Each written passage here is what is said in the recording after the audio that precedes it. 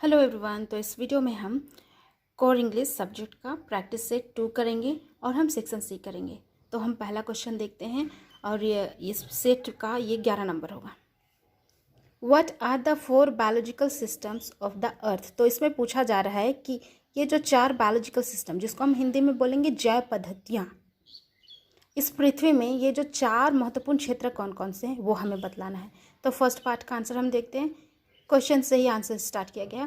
The 4 biological systems of earth are fisheries, मछली पालन, forest, जंगल, grasslands, घास के मैदान, एंड क्रॉपलैंड, कृषि भूमि। तो ये जो 4 मुख्य क्षेत्र हैं वो हैं fisheries, forest, grasslands and cropland. ये 4 ही आपको लिखना है आंसर में। सेकेंड पार्ट का आंसर देखते हैं। What is the state of earth's biological systems now and why. हमने जो 4 क्षेत्र बताया, इन्हीं 4 क्षेत्रों की अभी क्या स्थिति है। स्टेट मतलब स्थिति, वो बतलाना है इनकी स्थिति क्या है। The biological systems are in the state of depletion due to deforestation. State का मतलब है स्थिति और डिप्लेशन का मतलब है कमी होना। डिफोरेस्टेशन मतलब जंगलों की कटाई। तो यहाँ बोला जा रहा है कि the biological systems are in the state of depletion. ये जो बायोलॉजिकल सिस्टम है ना, उनकी स्थिति खत्म होने के कगार में है। क्यों? क्योंकि जंगलों की कटाई की जा रही है, डिफोरेस्टेशन हो रहा है, जंगलों की कटाई हो रही है। Conversion of grassland into wasteland. Conversion मतलब परिवर्तन और वेस्टलैंड का मतलब है बंजर भूमि। तो ये परिवर्तन किया जा रहा है। ये जो ग्रासलैंड है ना, उनको परिवर्तित किया जा रहा है, वेस्टलैंड बंजर भूमि बनाया जा रहा है। एंड डिटोरिएशन ऑफ क्रॉपलैंड, और ये जो कृषि भूमि है उसके उपजाऊपन को ख़त्म किया जा रहा है, क्योंकि नेचुरल जो खाद होता है ना, उसे यूज़ नहीं किया जा रहा है। तो यही आंसर इसका। नेक्स्ट है 12 number. For whom is Taplow waiting and why. Answer है, ये जो टैप्लो है वो किसका इंतज़ार कर रहा था और क्यों इंतज़ार कर रहा था। Taplow was waiting for mister Crocker Harris because Crocker Harris has asked him to come for extra work.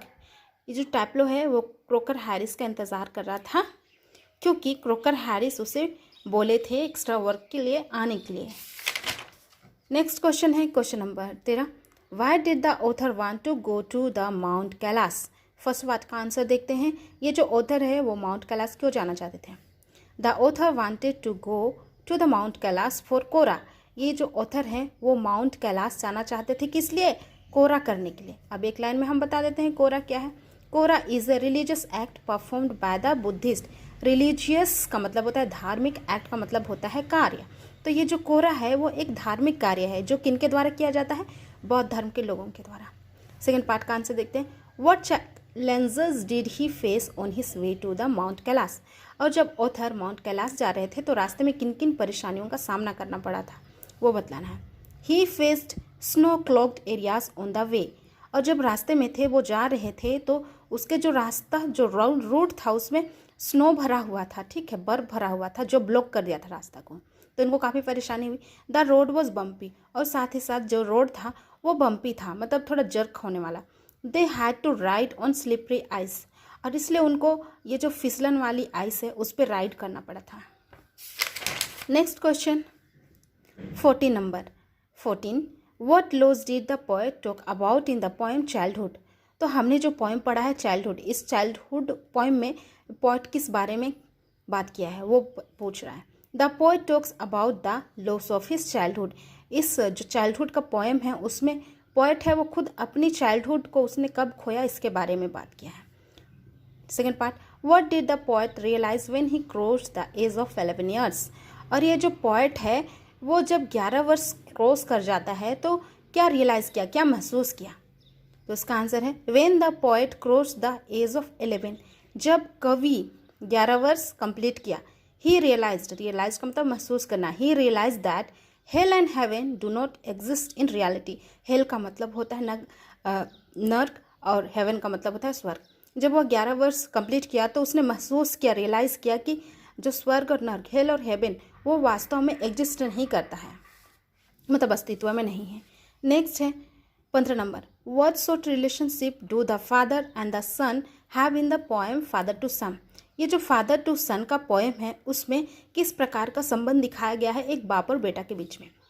The father and the son have a very strange type of relationship. Strange का मतलब होता है अजनबी। इस poem में father और सन के बीच में बिल्कुल अजनबी जैसा संबंध बताया गया है। They do not share any understanding between them. ये एक दूसरे से कोई भी समझ शेयर नहीं करते, क्योंकि वे एक दूसरे से बात ही नहीं करते हैं, इसलिए वो एक दूसरे को समझ भी नहीं पाते हैं। 16 number, what does Elsa think is enough to pass the examination. ये जो एल्सा है वो आइंस्टाइन की कज़न है। ये क्या सोचती है, क्या करने से एग्ज़ाम पास किया जा सकता है। एल्सा थिंक्स दैट लर्निंग, सीखना, थिंग्स, लर्निंग थिंग्स, थिंक्स नहीं होगा, थिंग्स होगा, THINGS, things. Learning things and repeating them in the examination is enough to pass the examination. तो एल्सा सोचती है कि जो क्लास में पढ़ाया जाता है बस उसको लर्न करते जाओ और उसको जस्ट एग्जामिनेशन में रिपीट कर दो, वही लिख दो, तो यही काफ़ी है एग्जामिनेशन पास करने के लिए, ऐसा एल्सा सोचती थी। 17, हु वॉज जो मॉर्गन। ये जो मॉर्गन है वो कौन है। जो मॉर्गन वॉज अ ड्रिलर। ये एक ड्रिलर था, ये ड्रिलिंग का काम करता था। Why was he waiting for doctor Andrew Manson. और ये क्यों एंड्रू मैनसन का घर आया हुआ था और उनका वेट कर रहा था। तो सेकेंड पार्ट का आंसर देखते हैं। He was waiting for doctor Andrew to take him to his home for the delivery of his child.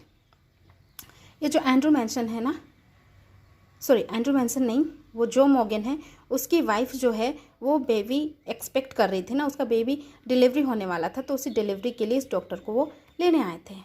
तो हम वहीं वीडियो एंड करते हैं। Thank you everyone.